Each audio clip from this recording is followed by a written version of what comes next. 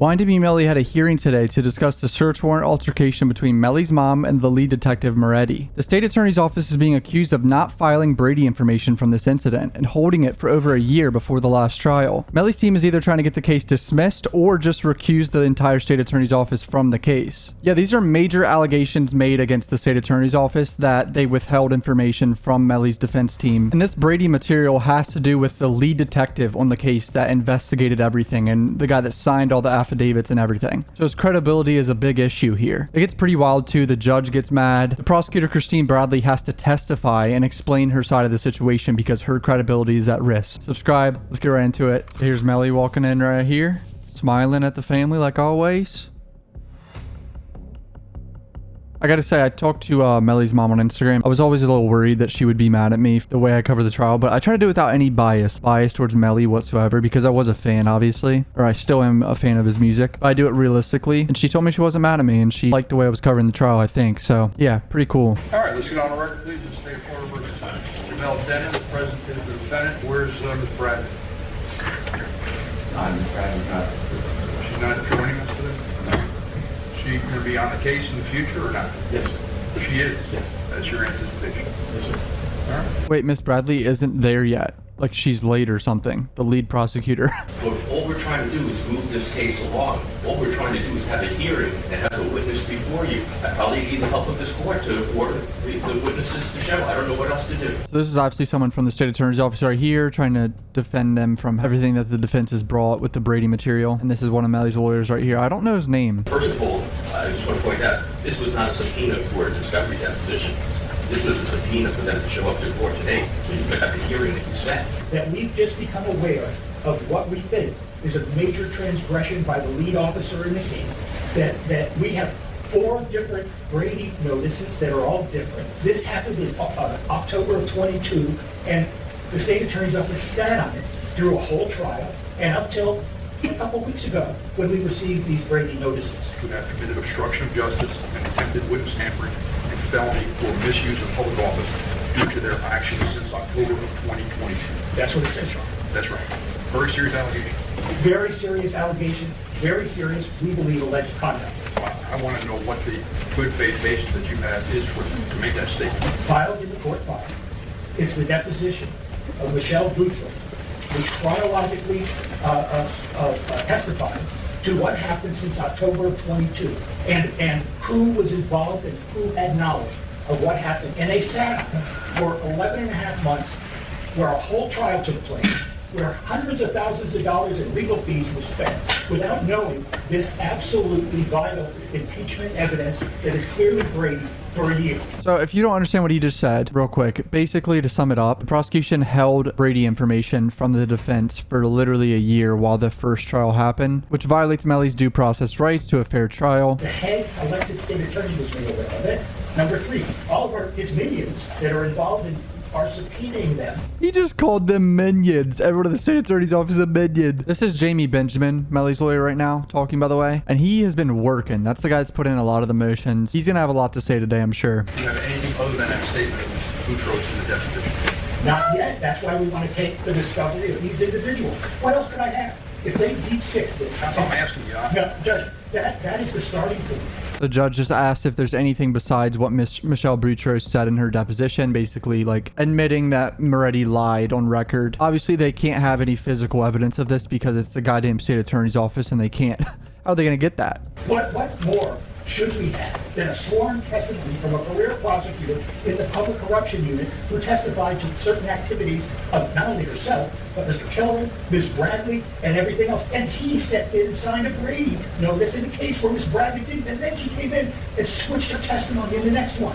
What could be more compelling a good faith basis than to show the actual prosecutor on this homicide prosecutor that tried the first case without telling us anything about Moretti is now changing her story 3-4 times. There's probable cause to believe they violated the law. If you look at the statute, the specific paragraphs cover contact just like this, just like they used to try to allege that Mr. Demons did witness tampering. They did the same thing. Oh, what a good line right there. Because Melly just got charged with witness tampering. He's like, they did the same thing. They had shit from the defense supposed to be disclosed a year ago before the first trial. Like, that's a serious accusation. That the elected state attorney committed obstruction of justice attempted witness tampering and a felony pursuant to 838. Absolutely. State attorney. Absolutely. The state attorney, the elected official, Harold Pryor, and we have good faith to believe that he sat on this. Well, you're more than that. You're saying you have probable cause. I think there may be probable cause based on I think there may be probable cause.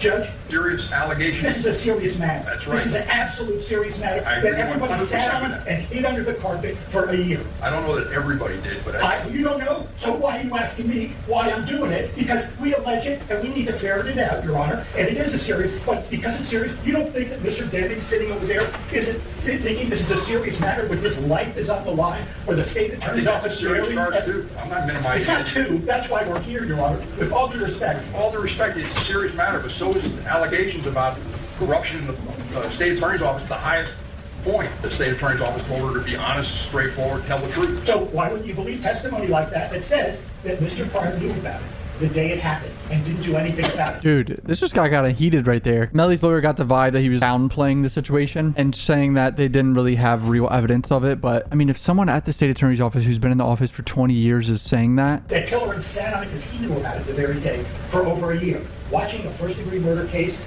be tried without even investigating further this allegation. I think everything in that deposition is important, but I also thought Ms. Boutros indicated that it wasn't the position of the state attorney's office or the Mr. Pryor or the individual supervisors to go ahead and review what was done by whoever's involved in the case, that they anticipate and expect that the prosecutor handling is going to do whatever Brady notices are out there. Well, let's find out, Judge. so in the deposition, Michelle Boutros said that the people higher up at the state attorney's office, there's no way they could look at every single pleading that happens underneath them because there's like hundreds of fucking state attorneys, obviously. It'd be impossible to like look at every single thing that goes on. But what Melly's team is saying that they knew, they found out the day it happened, like they've known. That violates that statute. And I believe that in and of itself, based on one person's sworn testimony, is probable cause. I believe, based on your body language, with your arms crossed and a scowl on your face, looking at us like we did something wrong, should be much I more. think this is really serious. This is so serious. Why do you think we're all here? Why do you think this has blown up like this? Not because we did something for a year. It's because the state attorney's office and Mr. Pryor, who directs the office, who was elected by the people of Broward County, we believe knew about it and participated in the conspiracy to hide it. Tensions are high between Mr. Jamie Benjamin right here and Judge John Murphy. Thank you. Where's Miss Brett? I don't understand why she's not here. I believe she has a deposition. I hope she picked this morning. She has a deposition this morning. He just laughed because this guy right here, I don't know his name, he's from the state attorney's office right here. He just said, I believe she's at a deposition, and now he's just like so over it because why would she be at a deposition right now? This is a very important situation that she needs to be here for. This is an issue where the way I understand the theory of defendant's theory is that Ms. Bradley is going to become a witness in the case. There's evidence that based upon a flip-flop in the Brady notices, if they come back and they want to use Ms. Bradley to impeach Detective Moretti during the trial, that they have good faith basis to call her as a witness in the case. So how am I supposed to let an assistant state attorney stay on the case if she's a possible witness? This is all moved way past the way normal Brady issues would be handled. Typically, what I do when I have a Brady, there's some issue about it, the prosecutor who's involved in it tells me, she comes in here, she's got an obligation of candor to the court, and I ask her a question, and she advises me as to what's going on and why there's a change, why something like that. But she's not here. This is her case. We spent 2 or 3 months trying the case originally. It came to a hung jury, but she's not here for this. I don't understand that. Oh my, dude, this is more intense than I anticipated. I thought this was going to be a casual hearing of solving shit. No, there's like anger. Forgive me, I don't understand it. It's her case. She's supposed to be here. These allegations are very serious, and they include her, include allegations of her, and I don't see her in the courtroom. Well, I can Explain it to the court wants He's fucking stuttering too, dude. as the lead counsel and on the case. I would think she'd want to be here. Pardon? I would think she'd want to be here. How is it? How does it make it different? She's the one who signed 3 different Brady notices, and they're different.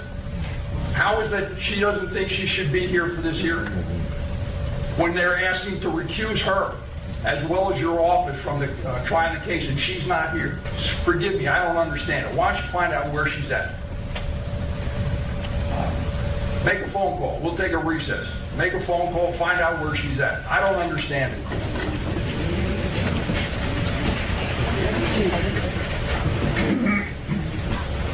I just muted it. Tensions are running high, and now a recess to go find the lead prosecutor who's accused of hiding Brady material from the defense. I'm literally baffled at what is going on right now. This is insane. He seems happy about it. Now Kristine Bradley just walked in. Here we go. Good morning. She just said she was at some sort of deposition, I think. I would have thought you'd been here, but regardless, I didn't want to go any further without you being here because all the stuff is about your credibility, your integrity, and everything else. So I thought you needed to be here. Understood. I'm here. All right. Ms. Boutros, is that why you're here? You okay? I am. I'm okay. Thank you. They're asking if she's okay because she's been saying she was sick and working from home for a while, but this is going to be some serious shit right here. She's about to come up to the stand, boys. Excuse me, Ms. Boutros is here, and my understanding she's willing to testify. So if they want to put her on and call her as a witness, they can. This guy's trying to stop her from going up there. One of the guys at the state attorney's office. That's crazy. What? This is a state attorney that went on record saying that the state attorney's office knew about Brady information that they did not disclose to the defense. The Broward County State Attorney's Office in the Public Corrections Unit. We investigate public officials who are engaged in criminal conduct, but my goal has always been to be transparent and to provide the defense with any information that they deem that they might need at trial. Jamal Demons and his mother, and the allegation was that they were tampering with two witnesses by the name of Holmes and the ex-girlfriend and the mother of the ex-girlfriend on the 7th floor of the state attorney's office. It's a small room. Detective Moretti and I were sitting on one side of the table. Ms. King and Mr. Trackman were sitting on the other side of the table. When we initially began the statement, Have you ever met Detective Moretti before? I have not met him. No history with Ms. Brad yet. We've been very cordial towards each other. Initially, Sergeant from Broward Sheriff's Office, Sergeant Hendricks, who I do know, was standing in the room. I didn't really think very much about it. I had approved the search warrant the day before. I didn't speak with Detective Moretti about when he was going to serve the search warrant. It was there, I didn't really think about it, and we started the statement, and then at that point, Sergeant Hendricks left the room. Detective Moretti asked most of the questions during the statement. And then you said? Detective Moretti made a decision that I was unaware of at the time to serve the search warrant. So she said all this during her deposition, but now's the time where Moretti apparently grabs Melly's mom's phone out of her hand and like she yells and it's a whole big scuffle, and then he asks the police officer to lie on record saying he was present in the room because he left. The BSO deputy left. It was outside of his jurisdiction essentially. I approved the search warrant. I assumed he would serve it that night, the next day. I really hadn't thought about it. During the service of the search warrant, it was Mr. Trackman, Ms. King, Detective Moretti, and myself. Anybody from BSO? No. Reached into her purse, and she was fumbling with her phone. Did you know what she was doing? You know, it's a phone, so she has this phone. That's, you know, I couldn't tell you what type of phone she had. She was pressing buttons on it. And Detective Moretti was saying over and over again, don't turn off that phone, don't turn off that phone. I knew she was doing something on her phone. I just couldn't swear to exactly what it was that she was doing on the phone. It looked like she was turning off her phone or sending a message or doing something on it. I just couldn't tell. There was a scuffle going on. Physically took the phone from her. Okay. Now, there was no BSO deputy in the room, correct? Correct. This was BSO jurisdiction, the courthouse, correct? Correct. So Detective Moretti did not have the authority to serve that search warrant, correct? I would always recommend that if you're not in your jurisdiction, that there's case law that suggests that you should have somebody from the jurisdiction that you're serving a search warrant or an arrest warrant in. It was probably not what he should have been doing without a BSO deputy there. Detective Moretti, and I'm trying to calm everybody down. So I was like, you really need to give over your phone. It looks like you're trying to turn off your phone. You need to, it's a search warrant, and Mr. Trackman was very upset. And he did tell her she needed to give up the phone, and eventually Detective Moretti got the phone from her. He physically took it out of her hand. It was like a yelp. It was like I can't really describe it any other way, but there was physical contact between Detective Moretti and Miss King, and during that physical contact of him taking the phone, he yelped. Miss King needed to call her employer, she said, and she asked if she could please have her phone to call her employer. Detective Moretti would not allow her to have her phone. He suggested that he would get it back to her as soon as possible, maybe even that day. That motherfucker lied. The phone still hasn't been returned to her. It's a year later. I don't believe it's ever been given back. I understand because I read Mr. Trackman's motion to return property, and I told him, I said, listen, I said, I can't work with Detective Moretti anymore. Once they leave the room, Deputy Gorell, who I didn't know his name, he came into the room, and Detective Moretti looked at him and said, Detective Moretti said to Deputy Morell, you need to say you were here when I served that search warrant. And it was kind of like an awkward moment. I'm like, this isn't like, I'm in the twilight, so I'm like, this can't really be happening. Deputy Gorell didn't say anything of any substance. I think he said, is there anything I'm needed for anymore, or something like that. I don't remember if he said anything at all. It was just a very awkward moment after Detective Moretti said that. No, I don't say anything to Moretti. I leave the room, I'm done with the statement. As far as I'm concerned, I'm done investigating this case. Because I don't work with detectives that solicit lies. Wow. We have a fucking state attorney saying this man lied. I reported it immediately on that day to Mr. Killian. I learned that Ms. Bradley told administration that Moretti told her that he was joking when he said what he said. Sustained. You heard that Ms. Bradley gave another statement to administration. I heard, Do correct. I sustain that objection? Ask the next question. I did not ask what the substance of it was. I sustain the objection. Ask the next question. After I had the meeting with Mr. Killian and he relayed to me what he relayed to me about what Ms. Bradley had told administration, my assumption was that it was handled. Internal Affairs in Miramar wanted to take my statement. I gave my statement to IA, and nothing really happened until the defense filed a motion. I believe it was the motion to compel my name. So this lady right here assumed that Kristine Bradley would disclose all this to Mellys' team, but they didn't. I was a pest about it. Like, is there a notice? I kept checking on safes like 100 times to see if a notice had been filed, because we did have a meeting after it was closed, again, with Mr. Pryor, Mr. Killian, and myself. And during that meeting, I said, I really feel like this needs to be disclosed.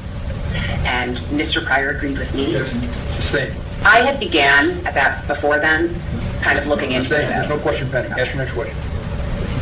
She keeps going on tangents, answering more and describing the story more, but then she realizes that she was never even asked a question about what she's talking about. I was asking Mr. Killian. Excuse me. I sustain the objection. Ask another question. Moretti said it, but he was joking back in October of 2022.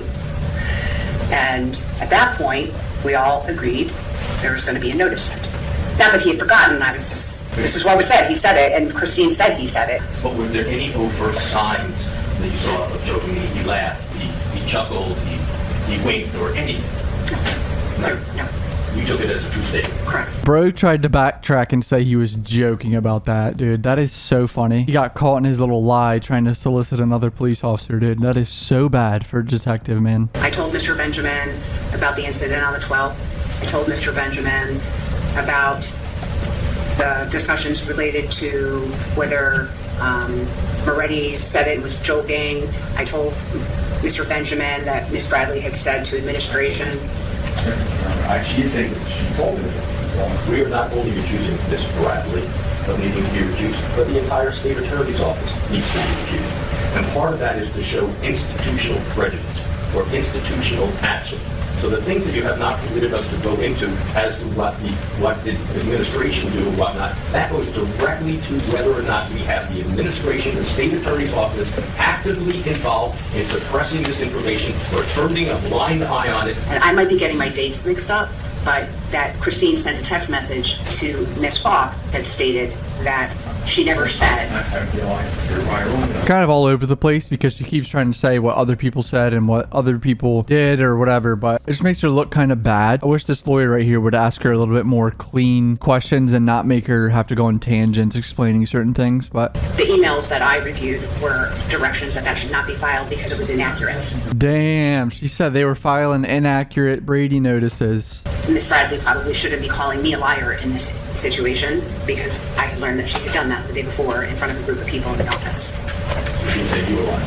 Yes. Bro, this is so intense. People called each other liars in the state attorney's office, dude. Bro's got the glasses that go all the way around his head. Detective Moretti told her that Detective Moretti asked Deputy Gorel, and Deputy Gorel was there when the phone was seized, and Deputy Gorel responded something to the effect of, I can be if you need me to be. Was Deputy Gorel trying to be funny? No. Did you even hear him say anything that... No. All right, so that was Michelle Boutros' testimony to what happened in that room with Moretti and Melly's mom, which is basically what she said in her deposition. But now the lead prosecutor, Kristine Bradley. That the recollection and whatever he said at that time that there was no request for anyone to lie or anything to that nature. But, okay, let's go back to it. So, Detective Moretti, you know that Ms. Boutros... Wait. Why is she flipping around like this? What is she doing? I'm so uncomfortable. Is that like her like having a little bit of an attitude, or is that just her mannerisms? I can't tell yet. Never going to work with Detective Moretti again and call him slimy and untrustworthy. Correct. Sustained. Rephrase your question.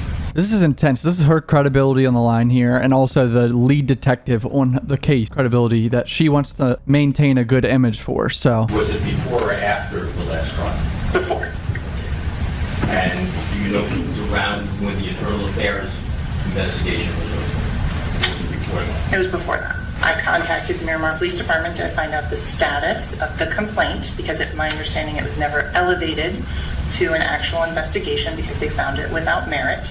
Detective Moretti asked him something to the effect of, were you outside when this all happened? Detective... Were you outside is what you said? Yes, when this all happened. Detective Gurrell replied something to the effect of, I can be if you needed me to. Basically, Detective Gurrell, if you reviewed the surveillance footage, went to the wrong conference room and was on his phone wandering about the 7th floor trying to find him. she just said that Deputy Gurrell was wandering around on his phone trying to find a certain conference room. Moretti was just asking him if he was there outside hanging around or something. And she's also explaining that since Moretti denied this question even came out of his mouth, that they didn't look into it any further. They just trusted the faith of a lead detective when a state attorney is saying he said something else and was basically soliciting someone to lie. Any validity to it. I asked him if there was any validity, and that was his response. Get this old motherfucker here again, dude. He's had to ask her like 5 times. You decided not to file Brady notice. Is that a fair statement? No, based on Detective Moretti's statement, Deputy Gurrell's report that also denied any such thing as had. Basically didn't file a Brady notice because even the deputy also said that didn't happen, but they could just both be lying. So there was no real internal investigation into what really happened in this situation, and she was like, fuck it, I won't file a Brady notice. Doesn't Detective Moretti say it was a joke and Deputy Gurrell say it didn't occur? Deputy Gurrell says he was told he was not needed in his report. Detective Moretti doesn't mention anything about BSO assisting. Not to send out a Brady notice disregarding what a fellow prosecutor said that she heard and took the word of the deputies. Is that a fair statement? Objection, Your Honor, now. Sustained.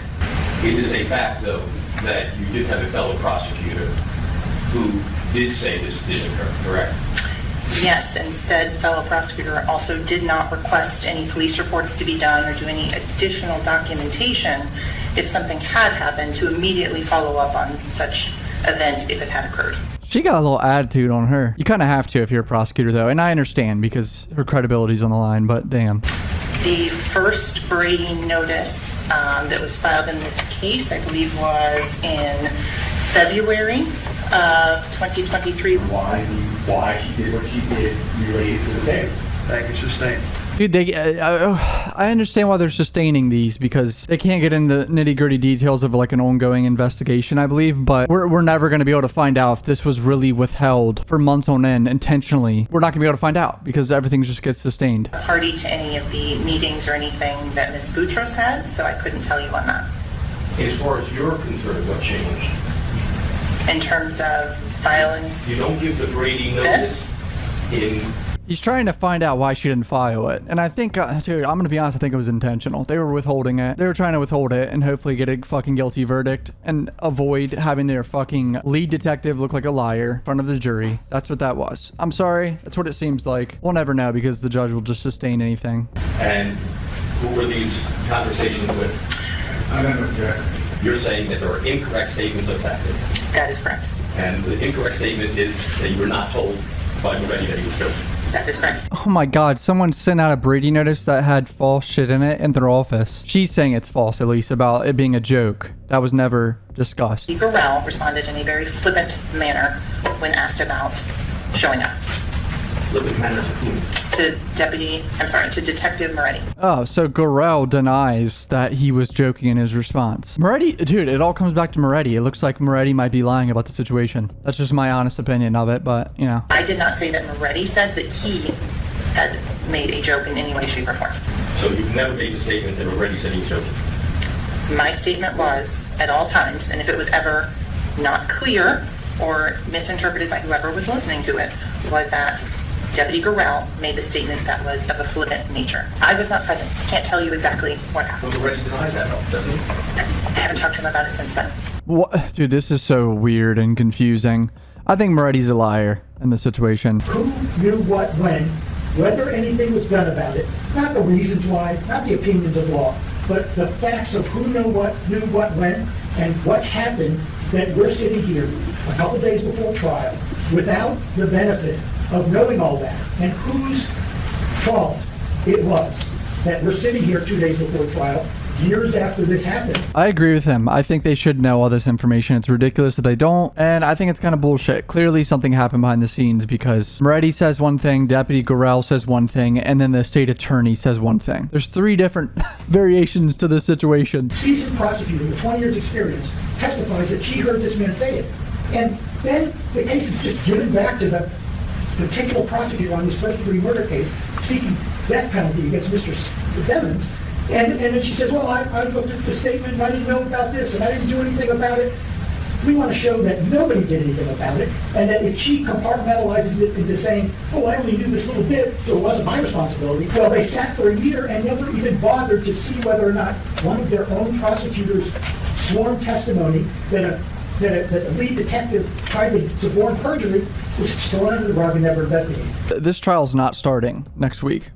I can promise you that. 2 of them next week they're figuring out, and then the week of the 16th, October 16th, they're figuring out, because apparently they have to start the trial by the 21st of October, like by law, because there was a mistrial. It's like a speedy trial law. Rare instances where the elected state attorney is a witness, and that's why we want to call him. That's why we still want to call him. That's why we think his evidence, if we believe that's what he's going to say, goes right. Dude, this is wild. They're asking to put the elected state attorney as a witness and other state attorneys as witnesses in the trial. All right, boys, that's pretty much it. I gotta edit this, but it was pretty much a whole bunch of allegations. They got Michelle Boutros up there saying one thing, and then Kristine Bradley saying another thing, and clarifying all these motions is gonna happen in the next like 2 weeks. So it's gonna be very hectic by the end of the month. What a complete disaster though. Terrible look for this state attorney's office. I'm baffled that this has come to this. I don't know how this is gonna go. The judge seems to not even know how this is gonna go. It seems like Melly's team was asking straight up for a dismissal too. So that's gonna be one of the days that's gonna happen, but it'll be cool. If you're new to my channel, subscribe. From my Twitter and Instagram. Love you guys. Peace out.